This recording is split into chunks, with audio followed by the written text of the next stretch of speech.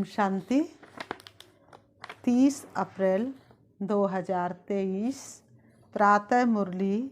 ओम शांति। अव्यक्त बाप दादा रिवाइज 17/11/94 मधुबन। आज प्यारे बाबा के अव्यक्त महावाक्य हैं। बाबा ने कहा, हर गुण व शक्ति के अनुभवों में खो जाना अर्थात खुश नसीब बनना। हर गुण व शक्ति के अनुभवों में खो जाना अर्थात खुश नसीब बनना। मैं खुश नसीब हूँ बाबा, मुझको तेरा प्यार मिला। आज प्यार के सागर बाप दादा अपने प्यार स्वरूप बच्चों से मिलन मना रहे हैं। बाबा ने कहा, तो आज प्यार स्वरूप बाबा, आज प्यार के सागर बाप दादा अपने प्यार स्वरूप बच्चों से मिलन मना रहे हैं। बाप का भी प्यार बच्चों से अति है और बच्चों का भी बाप से प्यार अति है। ये प्यार की डोर बच्चों को भी खींच कर लाती है और बाप को भी खींच कर लाती है। बच्चे जानते हैं कि ये परमात्म प्यार कितना सुखदाई है। बच्चे जानते हैं कि ये परमात्म प्यार कितना सुखदाई है। अगर एक सेकंड भी प्यार में खो जाते हो तो अनेक दुख भूल जाते हैं। सुख के झूले में झूलने लगते हो, ऐसा अनुभव है ना। बाप दादा देख रहे हैं कि दुनिया के हिसाब से आत्माएं कितनी साधारण है, लेकिन भाग्य कितना श्रेष्ठ है। जो सारे कल्प में चाहे कोई धर्म आत्मा हो, महान आत्मा हो, लेकिन ऐसा श्रेष्ठ भाग्य ना तो किसी को प्राप्त है और ना ही हो सकता है। चाहे भले ही वो धर्म आत्मा है, चाहे वह पुण्य आत्मा है, लेकिन ऐसा भाग्य किसी को प्राप्त नहीं हो सकता है। तो अति साधारण और अति श्रेष्ठ भाग्यवान बाप दादा को साधारण आत्मा ही पसंद है। क्यों? बाप स्वयं भी साधारण तन में आते हैं। कोई राजा के तन में या रानी के तन में नहीं आते हैं। तभी तो रामायण में लिखा हुआ है कि भगवान एक साधारण तन में आते हैं। जब जब होए धर्म की हानि, बाड़े असुर अधर्म अभिमानी, तब तब ले प्रभु बुजुर्ग शरीरा, हरे कोट संतन की पीरा। तो भगवान साधारण तन में आते हैं। कोई धर्मात्मा महान आत्मा के तन में नहीं आते। साधारण तन में स्वयं भी आते हैं और बच्चे भी साधारण ही आते हैं। आज का करोड़पति भी साधारण है। साधारण बच्चों में भावना है और बाप को क्या चाहिए? भावना चाहिए। दे भान वाले नहीं चाहिए। जितना बड़ा होगा उतना भावना नहीं होगी, लेकिन भान होगा। तो बाप को भावना का फल देना है और भावना साधारण आत्माओं में होती है। नामी ग्रामी आत्माओं के पास ना भावना है और ना ही समय है। तो बाप देख रहे कि कितने साधारण और कितने श्रेष्ठ भावना का फल प्राप्त कर रहे हैं। इसलिए बाबा ने कहा, ड्रामा अनुसार संगम युग में साधारण बनना ये भी भाग्य की निशानी है। बाबा ने कहा, ड्रामा अनुसार संगम युग पर साधारण बनना ये भी भाग्य की निशानी है, क्योंकि संगम पर ही भाग्य विधाता भाग्य की श्रेष्ठ लकीर खींच रहे हैं और साथ साथ भाग्य की लकीर खींचने का कलम भी बच्चों को दे दिया है। कलम मिली है ना, भाग्य की लकीर खींचना आता है। कितनी लंबी लकीर खींची है, छोटी मोटी तो नहीं खींच ली। जितना चाहे उतना भाग्य बना सकते हो। खुली छुट्टी है और सभी को छुट्टी है, चाहे नए हो चाहे पुराने हो। सप्ताह कोर्स किया, बाप को पहचाना और बाप भाग्य का कलम दे देता है। यही परमात्म प्यार है। प्यार की निशानी क्या होती है? जो जीवन में चाहिए वो अगर कोई किसको देता है तो वही प्यार की निशानी है। तो बाप के प्यार की निशानी है, जो जीवन में चाहिए वो सर्व कामनाएं पूर्ण कर देते हैं। सुख शांति तो चाहिए ना। अगर कोई वस्तु एक दो को देते हैं तो उससे सुख मिलता है ना। तो बाप सुख क्या देता है, लेकिन सुख का भंडार आप सबको बना देते हैं। सुख का भंडार है ना, पूरा स्टॉक है या एक कमरा दो कमरा है? बाबा पूछ रहे पूरा स्टॉक है या एक या दो कमरा है? भंडार है।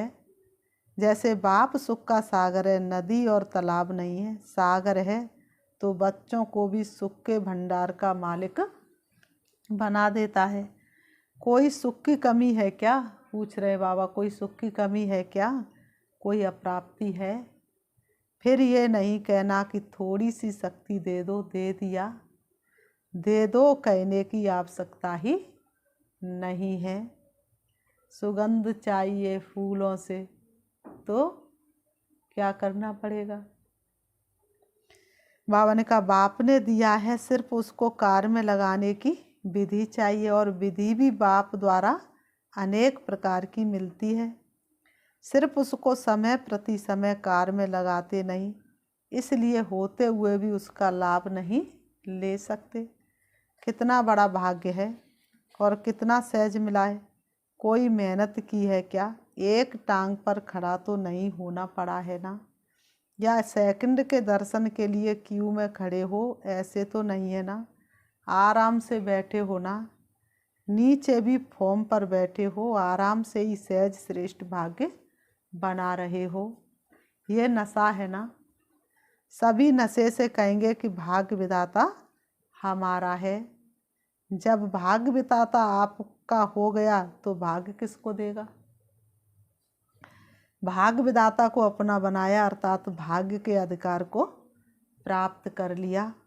जिसको नशा है वो सदा यही अनुभव करते हैं कि भाग्य मेरा नहीं होगा तो किसका होगा, क्योंकि भाग्य विधाता ही मेरा है।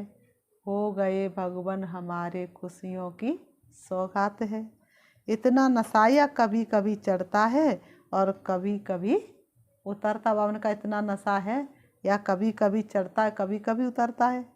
संगम का समय ही कितना छोटा सा है, और आप मेजॉरिटी तो सब नए हो। कितना थोड़ा समय मिला है, लेकिन ड्रामा में विशेष इस संगम युग की ये विशेषता है कि कोई भी नया हो या पुराना हो, नए को भी गोल्डन चांस है नंबर आगे लेने का। तो नयों में उमंग है या समझते हो हमारे से आगे तो बहुत हैं, हम तो आए ही अभी हैं? नहीं, ये खुली छुट्टी है, जितना आगे बढ़ना चाहो उतना बढ़ सकते हो। मिला वतन का खुला निमंत्रण, चलो मनाए प्रभु मिलन। सिर्फ अभ्यास पर अटेंशन हो। कोई कोई पुराने अलवेले हो जाते हैं और आप नए अलवेले नहीं होना, तो आगे बढ़ जाएंगे, नंबर ले लेंगे। नंबर लेना है ना, फर्स्ट नंबर नहीं, फर्स्ट डिवीज़न। फर्स्ट नंबर तो ब्रह्मा बाप निश्चित हो गए ना, लेकिन फर्स्ट डिवीज़न में जितने चाहे उतने आ सकते हैं। तो सभी किस डिवीज़न में आएंगे?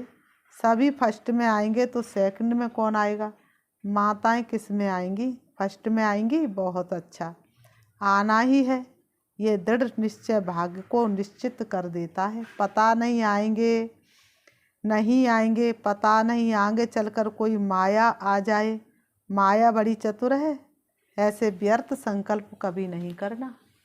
अगर व्यर्थ संकल्प किए तो माया प्रवेश कर जाएगी। जब सर्वशक्तिमान साथ है तो माया तो उसके आगे पेपर टाइगर है, इसलिए घबराना नहीं।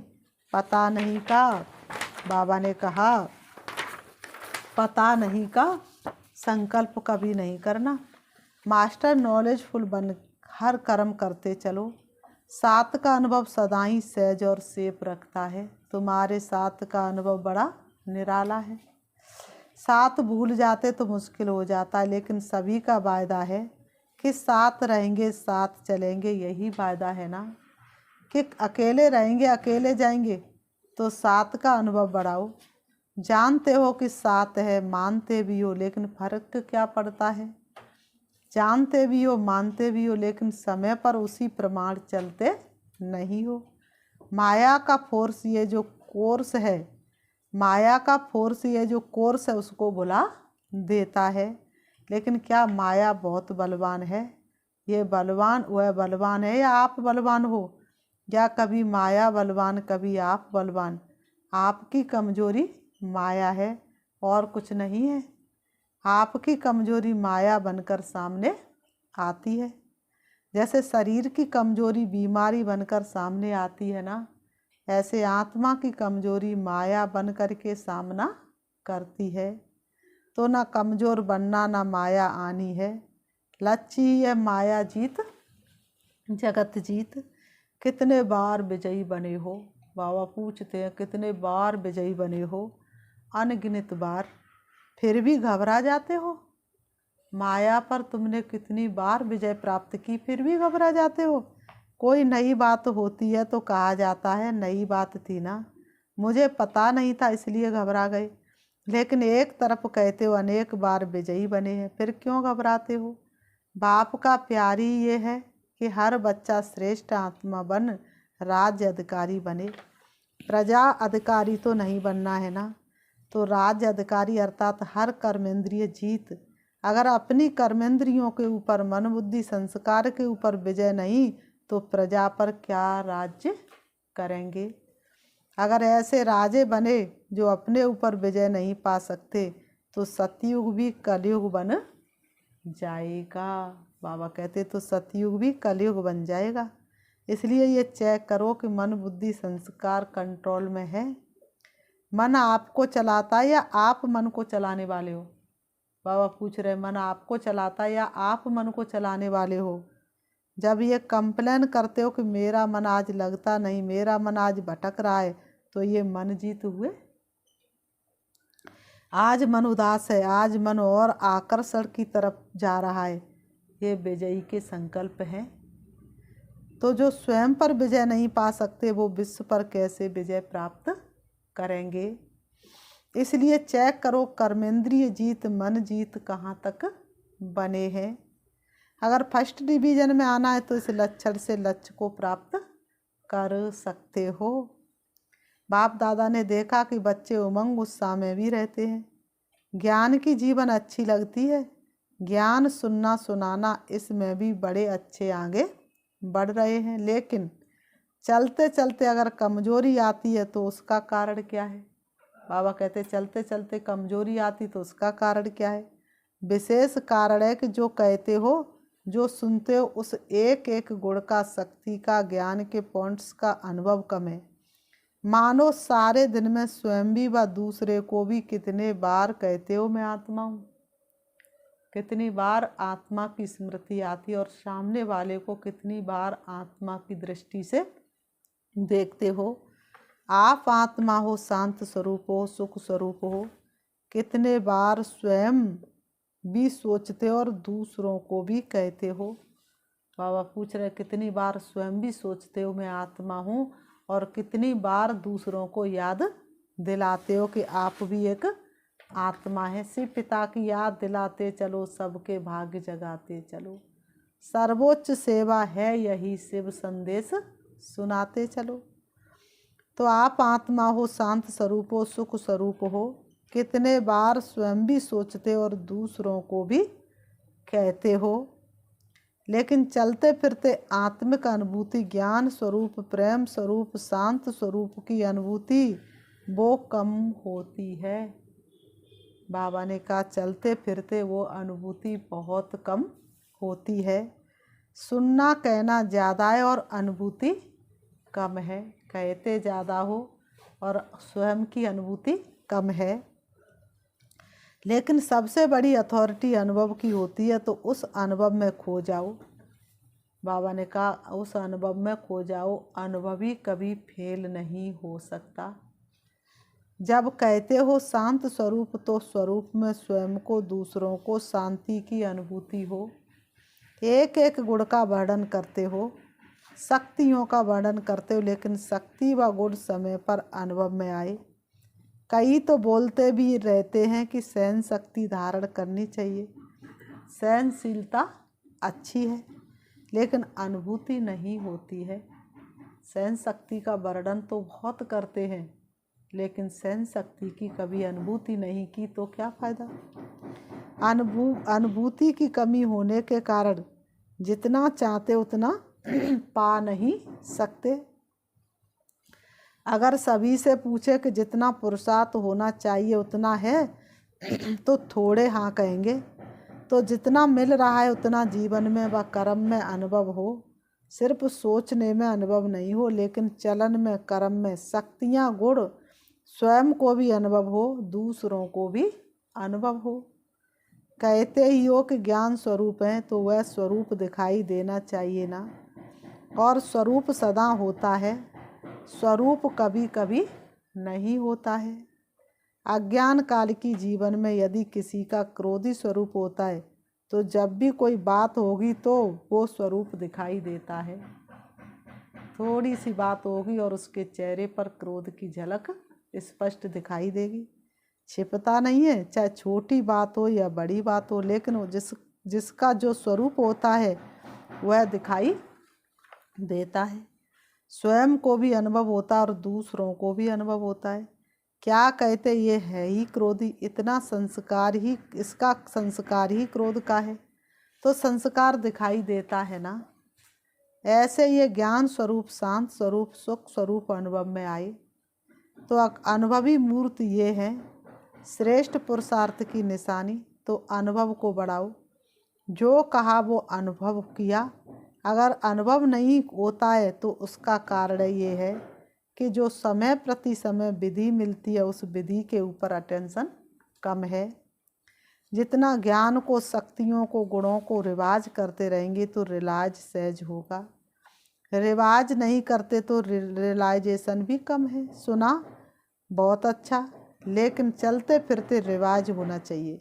जैसे दुनिया वाले कहते कि कर्म ही योग है, कर्म और योग अलग नहीं मानते, कर्म ही योग मानते हैं। कर्म से योग लगाना, इसी को ही कर्म योग समझते हैं। लेकिन कर्म और योग दोनों का बैलेंस चाहिए। कर्म में बिजी रहना योग नहीं है। कर्म करते योग का अनुभव होना चाहिए। कर्म में बिजी हो जाते तो कर्म ही श्रेष्ठ हो जाता है। योग किनारे, बाबा ने कहा योग किनारे हो जाता है। कर्म में ही बिजी हो जाते, योग किनारे हो जाता है। बाबा कहते चलते चलते यही अलबेलापन आ जाता है।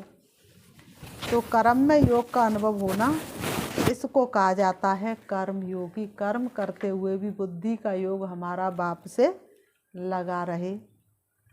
मूल बात है अनुभवी स्वरूप बनो। एक एक गुण के अनुभव में खो जाओ, शक्ति स्वरूप बन जाओ। आपके स्वरूप से शक्तियाँ दिखाई दे। बाबा कहते आपके स्वरूप से शक्तियाँ दिखाई दे। अभी भी देखो, अगर कोई में कोई विशेष शक्ति होती है तो उसके लिए कहते हो ये बहुत सहनशील स्वरूप है, इसमें समाने की शक्ति बहुत दिखाई देती है। तो कोई में दिखाई देती है, कोई में नहीं, और कभी दिखाई देती है कभी नहीं, तो अटेंशन कम हुआ ना। तो हर शक्ति, हर गुण, हर ज्ञान की फॉन्ट्स आपके स्वरूप में अनुभव करे, और वो तब होगा जब पहले स्वयं को अनुभव होगा। अगर स्वयं अनुभवी होगा तो दूसरों को उससे स्वतः ही अनुभव होगा। और जब अनुभव करते हो तो कितनी खुशी होती है। एक सेकंड भी अगर किसी गुण व शक्ति का अनुभव होता है तो कितनी खुशी बढ़ जाती है। और जब सदा अनुभवी स्वरूप होंगे तो सदा चेहरे पर खुशी की झलक, खुश नसीब की झलक अनुभव होगी। तो अनुभव को बढ़ाओ। विधि तो स्पष्ट है ना। अच्छा, सभी खुश नसीब तो हो ही, लेकिन विशेष खुशी मनाने आए हो तो सबको खुशी मिली। सब आराम से रहे हुए हो, मन आराम में है तो मन को आराम मिल ही जाता है। ये तो होना ही है। जितना स्थान बढ़ाएंगे उतना कम होना ही है। ये भाभी है, उसको क्या करेंगे। और अच्छा है, रिहर्सल हो जाती है। जहाँ बिठाओ, जैसे बिठाओ, जैसे सुलाओ, इसकी रिहर्सल हो जाती है। तो पट में सोना अच्छा है, पट राजा बन गए ना। शास्त्रों में तो पटरानी और पट राजा का बड़ा गायन है। आप तो बहुत सहज ही बन गए। कोई तकलीफ है। बाप दादा और निमित्त आत्मा सोचती तो यही है कि सब आराम से रहे। लेकिन अगर ज़्यादा संख्या में भी आराम लगता है तो खुशी की बात है। जहाँ भी रहे हुए हो वहाँ खुश हो, कोई तकलीफ नहीं है। और बुलाए, सिर्फ एक सूचना चली जाए कि जो आना चाहे वो आ जाए। तो क्या करना पड़ेगा? अखंड तपस्या करनी पड़ेगी। खुशी की खुराक खाओ और अखंड योग करो, फिर तो सभी आ सकते हैं। करेंगे, थक नहीं जाएंगे, भूख नहीं लगेगी। 7 दिन नहीं खाएंगे, 7 दिन खाना नहीं मिलेगा। बाप दादा ऐसा हट कराना नहीं चाहते। सहज योगी होना, ये परमात्म मिलन कब भाग्य नहीं है। ये परमात्म मिलन कम भाग्य नहीं है। ये परमात्म मिलन का श्रेष्ठ भाग्य कोटों में कोई आप आत्मा को ही मिलता है। अच्छा, मिल लिया ना। भक्ति में तो जड़ चित्र मिलता है और यहाँ चेतन में बाप बच्चों से मिलते भी हैं, रूरवान भी करते हैं। तो ये भाग्य कोई कम है? फिर भी आप सब लक्की हो। समय की गति बदलती जाती है, अभी फिर भी आराम से बैठकर सुन रहे हो। आगे चलकर वृद्धि होगी तो बदलेगा ना। फिर भी आप लक्की हो, क्योंकि टू लेट के टाइम पर नहीं आए हो, लेट के टाइम पर आए हो तो सब खुश हो। अच्छा, चारों ओर के सर्वश्रेष्ठ भाग्य विधाता के भाग्यवान आत्माओं को, सदा मन जीत जगत जीत के निश्चय और नशे में रहने वाले, सदा हर गुण शक्ति और ज्ञान के अनुभवी आत्माएं, सदा बाप को साथ रखने वाले कम्मांड स्वरूप आत्माएं, सदा श्रेष्ठ भाग्य की लकीर को सहज श्रेष्ठ बनाने वाले ऐसे अति समीप और श्रेष्ठ आत्माओं को बाप दादा का याद प्यार और नमस्ते। रूहानी हम बच्चों की रूहानी बाप दादा को याद प्यार और नमस्ते नमस्ते नमस्ते। वरदान, वाणी और मनसा दोनों से एक साथ सेवा करने वाले सहज सफलता मूर्त भव। स्पष्टीकरण है, वाचा के साथ साथ संकल्प शक्ति द्वारा सेवा करना, यही पावरफुल अंतिम सेवा है। जब मनसा सेवा और वाणी की सेवा दोनों का कमांड रूप होगा तब सहज सफलता होगी। इससे दुगनी रिजल्ट निकलेगी। वाणी की सेवा करने वाले तो थोड़े होते हैं, बाकी देख रेख करने वाले दूसरे कार्यों में जो रहते उन्हें मनसा सेवा करनी चाहिए। इससे वायुमंडल योग युक्त बनता है। हर एक समझे मुझे सेवा करनी है तो वातावरण भी पावरफुल होगा और सेवा भी डबल हो जाएगी। स्लोगन, सदा एक रस स्थिति के आसन पर विराजमान रहो तो अचल अडोल रहेंगे। सदा एक रस स्थिति के आसन पर विराजमान रहो तो अचल अडोल रहेंगे। अच्छा, ओम शांति। अच्छा, ओम शांति। चलो 5 मिनट बाबा को याद करते हैं। अपने आप को देखेंगे, अपने मन से सारे दिन की व्यर्थ बातों को समाप्त करेंगे। अनुभव करेंगे, मैं शरीर से अलग आत्मा हूँ। शरीर अलग है और मैं आत्मा अलग हूँ। चमकता हुआ दिव्य सितारा, सृष्टि रंगमंच पर शरीर रूपी वस्त्रों को धारण करके पाठ बजा रही हूँ। वास्तव में मुझे आत्मा का अपना घर परम धाम शांति धाम है, जहाँ की मैं आत्मा रहवासी हूँ। मेरे पिता परमात्मा ज्योति बिंदु से जो परम धाम के रहने वाले हैं। परम धाम से मुझे आत्मा ने सृष्टि रंगमंच पर बहुत सुंदर पाठ बजाया। धीरे धीरे आत्मा शक्तिहीन हो गई। प्यारे पिता ने हमें आकर के सत्य परिचय दिया, क्योंकि मैं आत्मा अपने पिता परमात्मा को पाठ बजाते बजाते भूल गई। अब मैं आत्मा सर्व शक्तियों से संपन्न होने के लिए अपने पिता परमात्मा से मिलने के लिए जा रही हूँ। देह रूपी वस्त्रों से बिल्कुल अलग हूँ। मैं देख रही हूँ वस्त्र अलग और मैं अलग। दिव्य चक्षु के द्वारा मैं अपने शरीर रूपी वस्त्रों को देख रही हूँ और मैं उड़ रही हूँ, पहुँच जाती हूँ अपने परम धाम में। सर्व शक्तियों के सागर शिव बाबा हल्के सुनहरे लाल रंग के आसमान में बैठे हुए हैं। वो मेरे सामने हैं। उनकी सर्व शक्तियाँ मुझ में समा रही हैं और मैं आत्मा पहले की तरह शक्तिशाली बनती जा रही हूँ। मेरे सारे विक्रम विनाश होते चले जा रहे हैं। मुझे बहुत हल्कापन महसूस हो रहा है। मैं अतीन्द्रिय सुख और आनंद की अनुभूति कर रही हूँ। मेरा एक एक पाप कर्म खत्म होता चला जा रहा है। मुझे संपूर्णता का अनुभव हो रहा है। मुझे संपन्नता का अनुभव हो रहा है। अब मैं आत्मा से बाबा से शक्ति लेकर वापस आ रही हूँ। परम धाम से नीचे चली आ रही हूँ। मेरी सर्व शक्तियाँ सारे विश्व के ऊपर पड़ रही हैं और विश्व की एक एक आत्मा पावन हो रही है। मैं आ जाती हूँ सृष्टि रंगमंच पर, आकर के दोनों ब्रह्म के बीच भ्रकुटी में विराजमान हो जाती हूँ। ओम शांति, ओम शांति।